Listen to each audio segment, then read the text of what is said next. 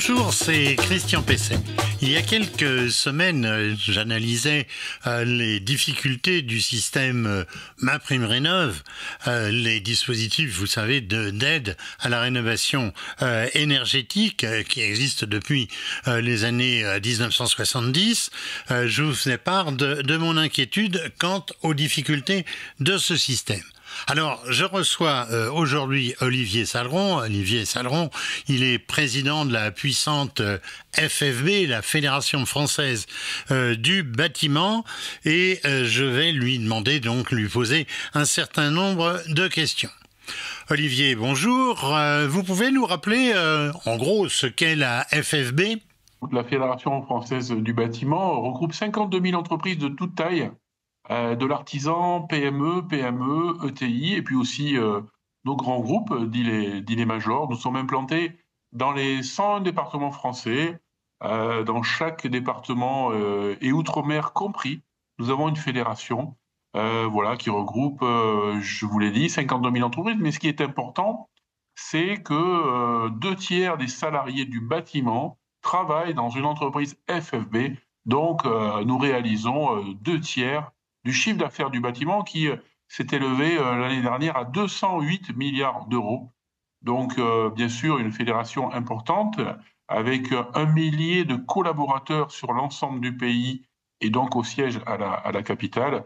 Et nous sommes répartis dans 15 directions très précises, très pointues, que ça aille des commissions régaliennes jusqu'au juridique, à l'économique, à la communication aussi, et beaucoup axé sur la technique, sur les marchés, tout ce qu'on peut aussi développer aujourd'hui, et il ne faut pas l'oublier, bien sûr, c'est l'intelligence artificielle, c'est l'innovation, la construction digitale, et bien sûr, tout ça est regroupé par la formation, qui est aussi une commission transversale.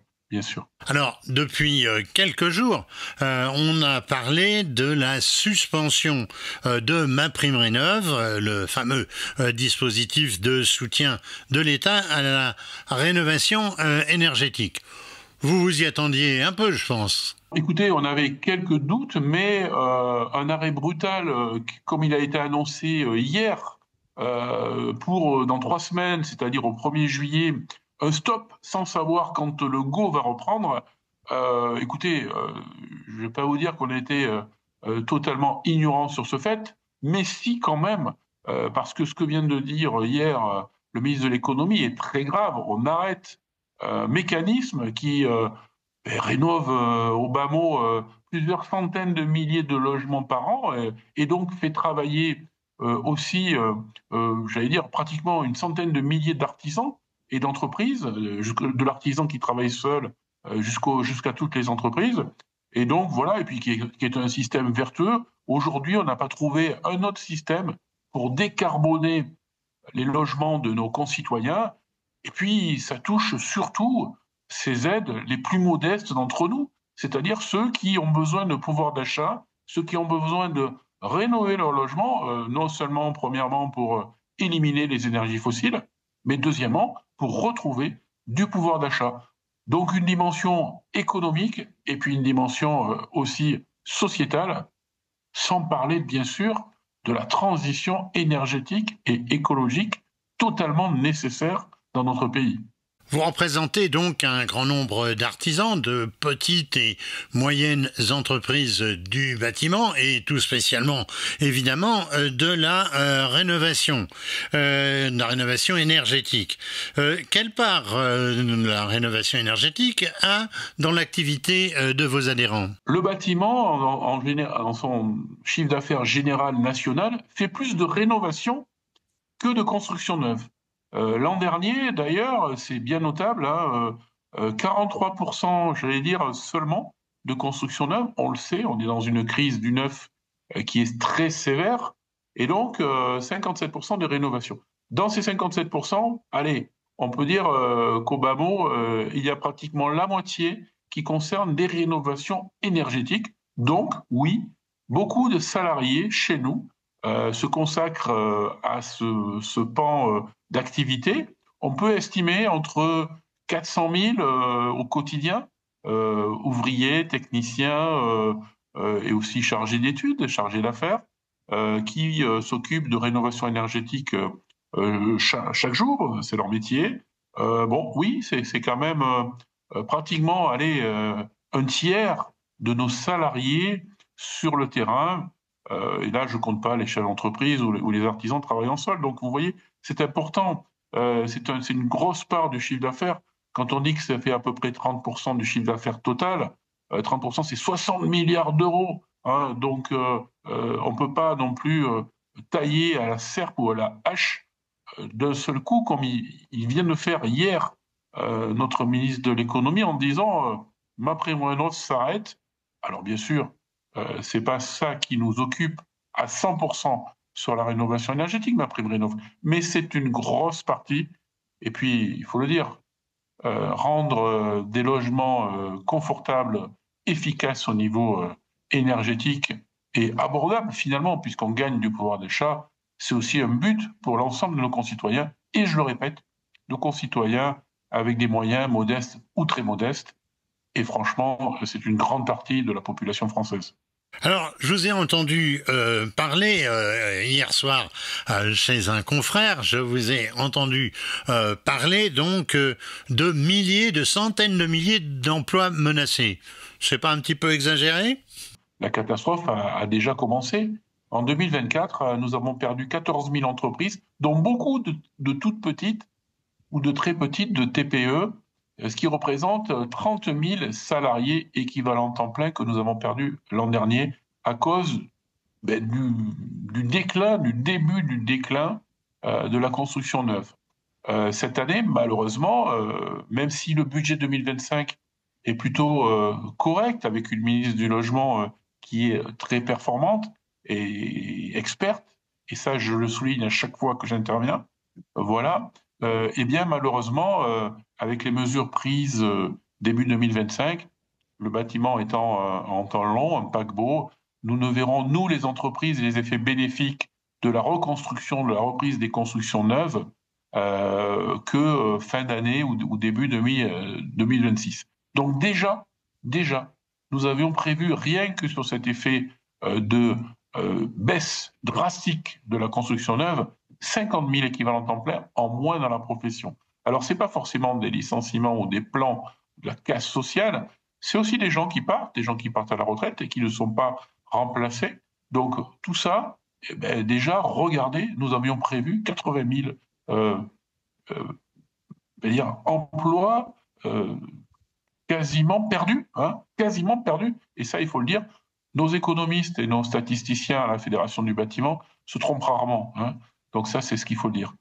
Là, on nous annonce que sur les 6 derniers mois de l'année 2025, en plus de ça, MaPrimeRénov' va être gelé.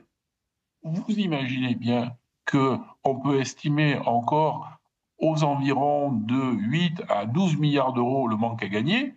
Eh bien, on va rajouter 50 000 salariés de moins, parce qu'il faut le dire, nos artisans, nos petites entreprises, si leur carnet de commandes, qui est en général de 3-4 mois pour les plus petites structures, si jamais on leur fait un stop sans un go de 3 ou 4 mois, eh bien dans 3 mois, ils n'ont plus de boulot. Donc ils vont licencier. Sinon, et vous venez de le dire, malheureusement, mettre la clé sous la porte, on s'attend avec cette mesure, si elle n'est pas corrigée vite, 20 à 25 000 défaillances d'entreprises, dont beaucoup d'artisans. Alors il faut penser aussi à la détresse des particuliers, dont certains d'ailleurs n'ont pas touché la prime depuis des mois. Ils attendent toujours, des entreprises d'ailleurs également. Alors est-ce que vous pensez que beaucoup d'autres qui pensaient faire une rénovation dans les prochains mois, que beaucoup d'autres du coup vont y renoncer? Est-ce que vous pensez que ça va faire un véritable trou d'air? MaPrimeRénov' existe depuis 5 ans. Et elle a été modifiée 14 fois. Donc on voit bien cette instabilité incroyable. L'an dernier, on a été bloqué pendant 4 mois, 85% des dossiers étaient bloqués parce qu'on nous avait créé une usine à gaz qui d'ailleurs aujourd'hui est responsable de cette traque aux fraudeurs. C'est la création de mon accompagnateur Rénov' qui a été sûrement pensé par des têtes bien faites au 7 ou 8e étage de Bercy. mais sur le terrain qui n'est absolument pas efficace. Quand on laisse faire des soi-disant accompagnateurs Rénov qui vendaient des tapis et des canapés il y a quelques années, installés à Brest, faire des travaux à Nice, Strasbourg ou Lille, on voit bien où la fraude peut se cacher. Et effectivement, aujourd'hui, c'est ce que l'on trouve. Alors, désarroi des particuliers, déjà, parce que, oui, il faut le dire aussi, le traitement des dossiers et des paiements avait quand même pris un certain retard, ou beaucoup de retard depuis plus de 6 mois. Les particuliers, donc les entreprises, attendaient le paiement de leurs travaux, ce qui n'est évidemment pas une bonne affaire pour motiver son voisin ou sa famille ou ses amis de faire des travaux. Et là, ben, je suis désolé, mais c'est vrai qu'on me voit sur les ondes pour dire que ça marche pas. Le réflexe, il va être très vite. Le ministre de l'économie a annoncé tout ça, personne ne vient à la rescousse. Eh bien, les particuliers, vous et moi, on va se dire, ouh là là, on avait prévu de faire des devis des travaux peut-être là, fin de printemps et début d'automne. On va repousser tout ça. On verra s'il fait jour dans un an. Eh bien voilà, dans un an, des boîtes entières auront coulé et les salariés seront sur le carreau. Et puis, vous avez raison, nos concitoyens qui voulaient faire rénover leur logement, et je le répète, dont les plus modestes, qui ont besoin de pouvoir d'achat, donc de dépenser moins en énergie pour se chauffer, eh bien cela, ben oui, c'est toujours ceux qui trinquent. Est-ce qu'une organisation comme la vôtre fait bien la chasse à ces éco-délinquants? Si j'étais provocateur, je vous dirais, est-ce qu'il y en a à la FFB? On n'est jamais à l'abri de tout ça. On ne fait pas une enquête de police totale quand on est adhérent de la FFB. Mais en revanche, ce que l'on sait, c'est que la FFB, étant donné qu'on est présent dans les 101 départements, le maillage parfait, le signalement d'entreprises, allez, qui ont des similitudes avec de l'escroquerie sont signalés très très vite et nous ne nous bridons pas pour nous porter partie civile dans certaines affaires, comme en ce moment dans le Grand Est. Eh bien oui, il y a une entreprise qui a fait des bêtises, hein, son dirigeant a dépassé les bornes. Nous considérons que c'est de la concurrence déloyale et illégale, donc la FFB le signale. On n'est jamais à l'abri, mais aujourd'hui les fraudes sont quand même posées sur ce fameux accompagnateur Rénov, dont l'État n'a pas voulu que les entreprises le deviennent. Soi-disant, on était jugé parti. Ben voilà le résultat. Ça veut dire qu'on a laissé s'installer des gens soi-disant qualifiés et qui aujourd'hui surévaluent des devis, surévaluent des dossiers, et donc il y a de la magouille. Est-ce que ce n'est pas avant tout le succès du dispositif et les faiblesses aussi cette fois de l'administration, l'ANA en l'occurrence, qui d'ailleurs n'est pas fait pour ça à l'origine, est-ce que ce ne sont pas ces éléments qui sont à l'origine actuelle de la crise? Tout à fait. Quand on est dans une entreprise, on met un système en place. Si on ne met pas à la fois l'ingénierie, si on ne met pas le contrôle numérique, si on ne met pas le personnel adéquat, eh bien, on coule la boîte au bout d'un an, hein, ça c'est clair. Donc, malheureusement, effectivement, le succès, mais pourquoi le succès? Parce qu'on le savait, quand on propose des aides et quand on crée un nouveau statut, un statut intermédiaire, eh bien, ça va attirer des margoulins, des gens très, très, très intelligents et qui ont des sérioles entrepreneurs, mais surtout sur la fraude. Et on sait très bien maintenant comment ça se passe. Effectivement, on prend des marchés, on les sous-traite quelquefois à des entreprises vertueuses qui se font avoir et quelquefois jamais payées, mais aussi des margoulins aussi, des entreprises illégales, quelques auto-entrepreneurs peu vertueux, et voilà comment ça se passe. Donc c'est aussi, je vais dire, une réputation très mauvaise pour les entreprises locales et les artisans et les entreprises PME en particulier. Alors, quelles seraient pour vous les méthodes, quelles seraient les actions à conduire pour assainir le système, peut-être le simplifier, le rendre aussi plus efficace au niveau des procédures, ces fameuses procédures administratives, de ces dossiers multiples et variés dont certains d'ailleurs sont retoqués.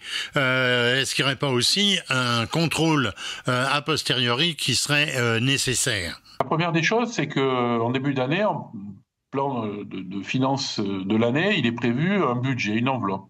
Là, l'enveloppe, elle a été prévue sur l'ensemble, voilà, elle a été déterminée. Aujourd'hui, à peine un tiers a été utilisé. Ce qui veut dire que, pourquoi bloquer ce système? Moi, ce que je demande très clairement, et au ministre de l'économie, mais plus haut s'il le faut, c'est de maintenir en tout cas ce qui marche bien, c'est les monogestes, c'est-à-dire rénover une partie de son appartement ou de sa maison, les fenêtres dans un premier temps, ou peut-être sa chaudière à changer par une pompe à chaleur, ou peut-être faire une isolation des murs et des combles, ou peut-être faire une isolation par l'extérieur.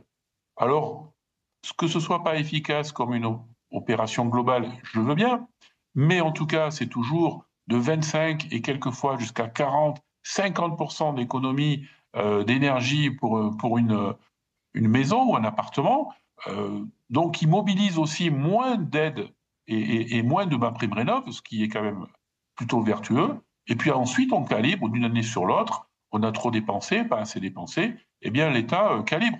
Jusqu'à présent, je peux vous le dire, on n'a jamais consommé l'ensemble du budget. Donc, quelque part, l'État a récupéré aussi des centaines de millions d'euros. Donc, je ne suis pas, comment dirais-je, paranoïaque ou autre chose, ou adepte de la théorie du complot, mais vous savez, quand on veut récupérer quelques centaines de millions d'euros sur un dispositif, eh bien, on met des bâtons dans les roues. Donc, on change les règles du jeu en pleine année. Et là, c'est ce qui se passe. Alors oui, les solutions pour moi, c'est oui, ce stop sur les rénovations globales, parce qu'il y a des margolins. Nous demander à nous, parce que ça, l'ANA ne le fait pas, aux professionnels sur le terrain, de signaler, de les aider à la traque. Et on a toujours voulu le faire, on nous a jamais voulu et accepté. Sur les rénovations globales, faire un stop and go, le go à partir du 15 septembre. 2 mois et demi, et puis il ne faudra pas peut-être prendre des vacances, comme nous, quand on a des travaux d'été, on ne prend pas de vacances. Hein. Voilà, pour analyser les fraudeurs, ce qui se passe et, effectivement dans tout ce qui est rénovation globale. Interdire des accompagnateurs rénov' d'exercer sur tout le territoire. Les interdire, les cantonner à une région ou à un groupe de départements, ou peut-être même à un seul département, ce qui se faisait très bien déjà avec les organismes qui étaient gérés par les agglomérations, les comités d'agglomération. Et il y en avait beaucoup qui marchaient et qui conseillaient les clients. Et surtout, de continuer les gestes simples. Il y a encore du budget. Les gestes simples sont vraiment plus facilement contrôlables. Maintenant, on a tout le numérique et toute l'informatique pour savoir si un numéro de ciré d'entreprise est réel, si un numéro éventuellement de sécurité sociale d'un client est bien réel, n'est pas inventé. Alors bien sûr, les fraudeurs seront toujours plus malins que ceux qui mettent des systèmes en place, mais en tout cas, il faut brider tout ça, et je crois que c'est la solution que l'on fait. La Fédération du bâtiment a toujours été volontaire pour traquer la fraude, et on veut le continuer. La preuve, on a réussi à faire limiter la sous-traitance à 2 niveaux seulement pour des opérations de rénovation énergétique, et ça date de il y a 3-4 mois. Ça veut dire que nous aussi, on bosse, les professionnels. Malgré tout, il ne faut pas jeter le bébé avec l'eau du bain, comme on dit. Les systèmes successifs, le CITE autrefois, le crédit d'impôt aujourd'hui, MaPrimeRénov', ça a quand même un bilan positif pour le monde de la construction et pour aussi les particuliers. Oui, c'est vrai. Alors, c'est des millions de logements qui ont été rénovés. Alors, bien sûr, une rénovation par geste n'arrive pas à faire 70 ou 80% d'économie d'énergie. Mais en tout cas, comme je dis tout à l'heure, si ça arrive à en faire 40, 50, 60%, c'est déjà bien. Parce que les entreprises s'y sont mis, parce que les entreprises ont pris à bras le corps cette rénovation énergétique. Et chaque année, à part l'année dernière où il y a eu pareil un stop and go pendant 3 mois, donc ça a bridé tout ça, mais on faisait 700 ou 800 dossiers et personne ne disait qu'il y avait trop de fraude. Bien sûr qu'il fallait traquer la fraude, il y en avait sûrement, un pourcentage peut-être un peu limité. Et puis on veut faire des choses, et sans compter sur les entreprises de terrain, qui, quand même, c'est elles qui ont fait le succès de MaPrimeRénov' et les clients sont contents. Aujourd'hui, on a voulu, j'allais dire, continuer à complexifier la tâche, complexifier ce système. Eh bien, ça n'a pas tardé. Depuis 6 mois, 8 mois, il y a des retards de paiement parce que l'ANA n'est pas assez nombreuse ou assez, je ne sais pas quoi. Il faut peut-être regarder l'organisation. Hein. Nous, on n'y est pas dedans. Hein. Il faudrait peut-être qu'une entreprise ou en tout cas des entrepreneurs soient présents dedans pour donner quelques conseils. Quelquefois, ça serait peut-être pas mal. Mais en tout cas, voilà. Et retard de paiement, voilà. Maintenant, une excuse sur les fraudes, sur la rénovation énergétique pour, vous l'avez dit, jeter l'eau du bain avec tout ce qui se fait, mais c'est même pas le bébé, c'est la maman qu'on jette avec, c'est tout. On jette tout. On jette toute la salle de bain. Donc là, c'est insupportable. C'est pour ça que vous le voyez, je suis un peu agacé, énervé. Et ce matin, j'étais très en colère lors de l'annonce, surtout une annonce faite lors de la journée mondiale dans l'environnement. S'il y a bien quelque chose qui lutte contre la décarbonation, qui décarbone en France justement les logements de nos concitoyens, c'est bien des systèmes, certes pas parfaits, mais en tout cas qui ont montré une certaine efficacité et qu'il ne faut pas justement rayer d'une seule parole comme ce qui s'est passé hier soir et ce matin. Eh bien, merci Olivier Saleron. Je rappelle, vous êtes président de la FFB, la Fédération française du bâtiment, et vous répondiez aujourd'hui à mes questions sur la suspension de MaPrimeRénov'. Merci de votre soutien, merci.